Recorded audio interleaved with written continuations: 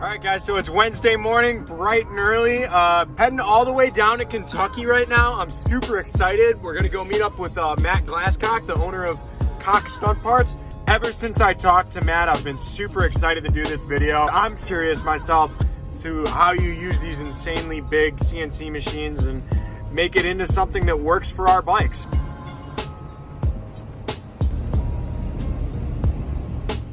All right, guys, so I just got done pulling up to Cox Stunt Parts after a nice 6-hour drive. I can't wait to see my buddy Matt. Matt, you in there? Hey! You're out in the middle of nowhere out here, buddy. Making all kinds of stunt parts. Want to show us in the back? This is the main work floor. We got our machine center. Like over here, this is where we put all of our material. We make all of our cages, sub-cages, sub-frames, you know, round bars, whatever it is. Everything happens right here. Got our master tech Sam drilling away. All right, guys, so we just arrived here at Cox Stunt Parts. We got big plans for this blue bike. First things first, we're gonna start with the cage production and sub-cage production. Pretty much gonna walk through A to Z here on what needs to be done from start to finish on what to build on one of these cages and sub-cages. Lots of cutting of metal, welding, powder coating. So basically gonna bring you behind the scenes to what all these big machines and guys are working on here and pretty much show you how a cage is made from start to finish. So this is going into the main cage. What size tubing is it? 1.25 inches? So this is what you want. You want a thicker cage. You don't want nothing like Stunner X or these other thinner cages. You want a thick body metal like that. And this is what you weld in to put a screw in? Yeah, and then drill it out. Now, how old are you, Sam? 16. You're 16 and you're building all these cages. If you guys are getting cages and your bikes are getting protected, a 16-year-old is building the cages. Doing a hell of a job too.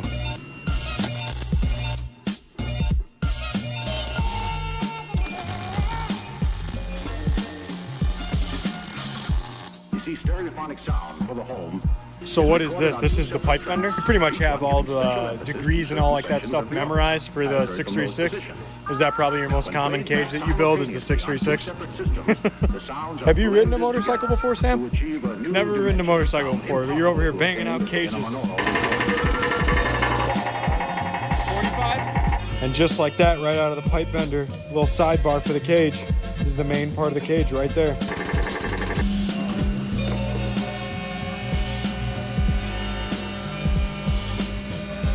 So this is the fixture. This is like what you mock up. You have different ones for different bikes and stuff like that. Yeah.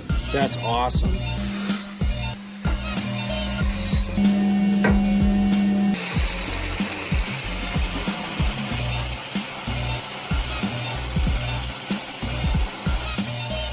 Grinded that down, make it flush there. And that hole saw, make it flush there.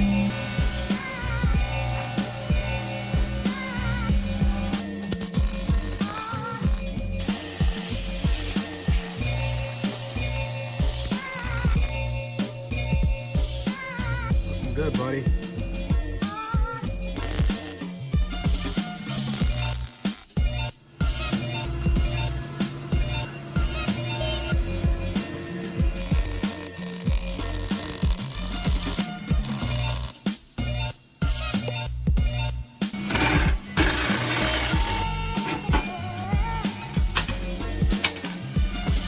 How long you been welding for? About 3 years. 3 years? So you've been welding since you were 13? Yeah. Wow. Proud of your work there too. I like that. So guys, next up on the blue bike is the sub cage.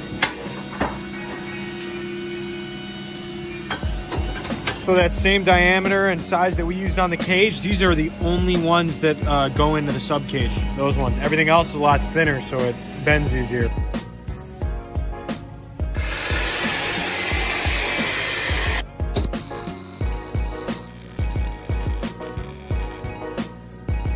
Doesn't say much, but at the end of this we'll have a damn good sub cage, right?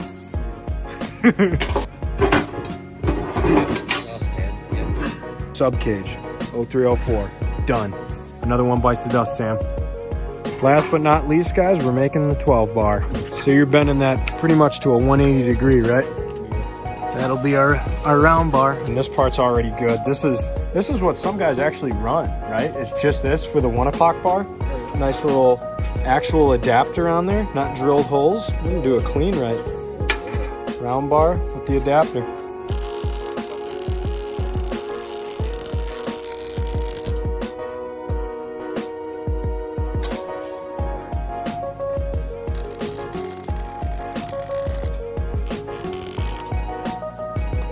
Next up is what? Sandblasting and powder coating of these guys? Okay, I guess I'll see you guys in the sandblasting room.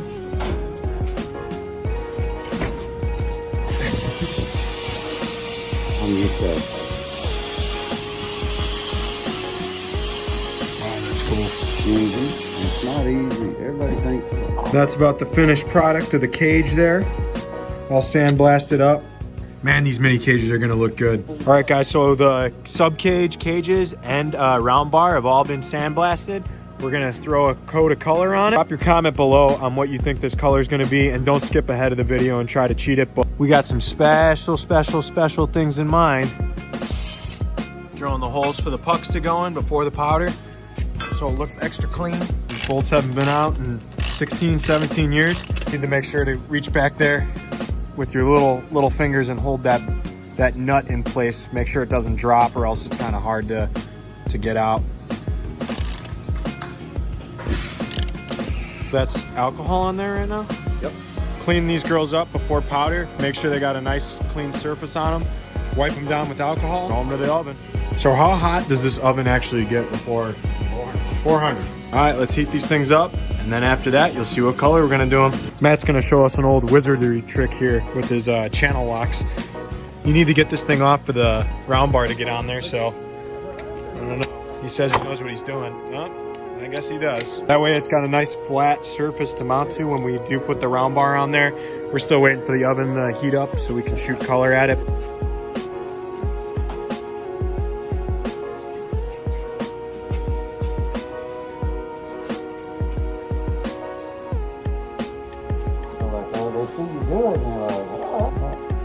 And don't worry guys, this isn't the final color. We're gonna reveal the final color once it's all on the bike. So these are all cut out. What are the dimensions? These are 2 1/4 inches long. And they literally just get made to get destroyed.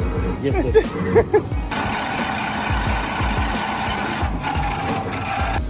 So come over here. Woo! Looks good to me, bud. 1 puck down, 10,000 to go. If you guys ever see anybody running their cage without a puck, just shake your head at them.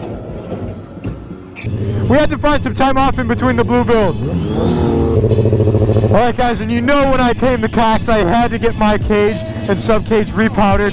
Oh my gosh, does this green look amazing? It's actually called Lime Time.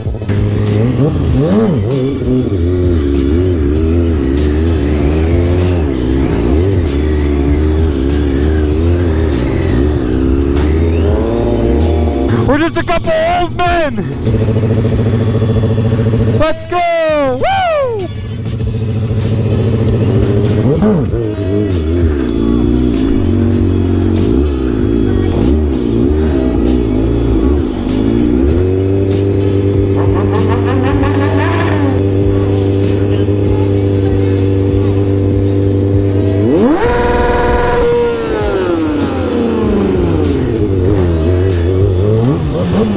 I mean, just look at the color on this thing. Woo! I love it. I was like, Matt, I want to stay with green.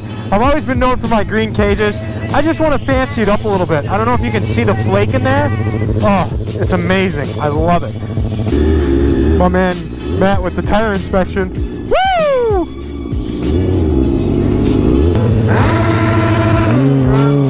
Oh, you want to hear my limiter? Even though that 675 sounds good. How much longer till the cops come? Any minute? 5 minutes probably. All right guys, so when you're installing one of these cages, you're always gonna have to cut the fairing, regardless of if it's a mini cage or not. The mini cages, you're gonna have to just trim them more than cut a whole hole in them. So what we like to do is mock them up with a piece of all thread through the back first, and then we'll also put a piece of all thread through the engine mount there. So it's pretty much exactly the same place that it'll be mounted up. It's right around there. That way when you're cutting, you're not doing a guessing work, because you don't want to guess on your fairings. You only got one time to really cut them and cut them well. Perfecto. All right, guys, so you're gonna want to grab your 12 bar, put it up there, grab a buddy, and trace out these 2 holes that are on each side there with a Sharpie. Take your 12 bar back off, and then get another buddy who's a little bit stronger with a drill, and start punching through the subframe here.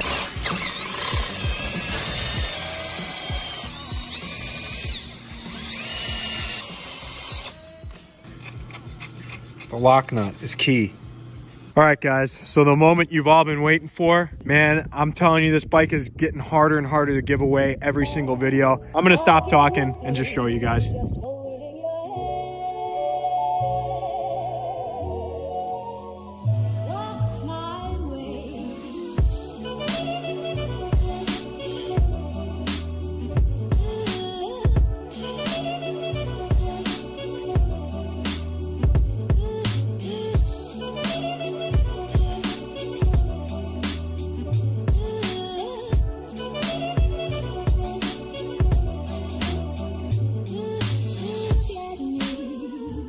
So guys, absolutely crazy color match done by Cox Stunt Parts. He does like the craziest powders ever.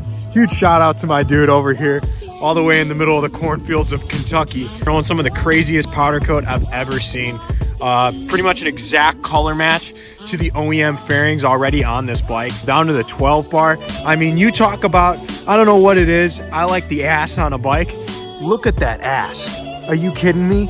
That 12 bar just perfectly out the tail. Everything about this bike just came together so clean. It's insane. We ended up going with the mini cage on this and not the full size, so we barely had to do any cut of the fairing there. It turned out super clean as well. The whole thing just came together great. We'll do a little bit of skateboard grip here in the back just for that extra little bit of grip. But other than that, this thing went on flawless like a dream. So absolutely amazing job done by them. And guys, if you are not that one lucky winner of this bike, Cox Stunt Parts is actually hosting a Black Friday sale like he does every year. So starting from when this video drops, all the way to the end of November, down in the link in the description there, he's hosting a 20% off sale on everything on his site. So it's a real good time to take advantage of this. Grab your cage, grab your 12 bar that you've been putting off, or your clip-ons or whatever. Head over there, support him. And on top of that, if you guys are not already entered to win this bike, make sure to head over to the Patreon link down in the description as well. And every dollar you pledge over there is one entry into this bike's giveaway. So good luck to everyone over there. Thank you again to Matt Glasscock for being such an awesome host to me here in Central Kentucky.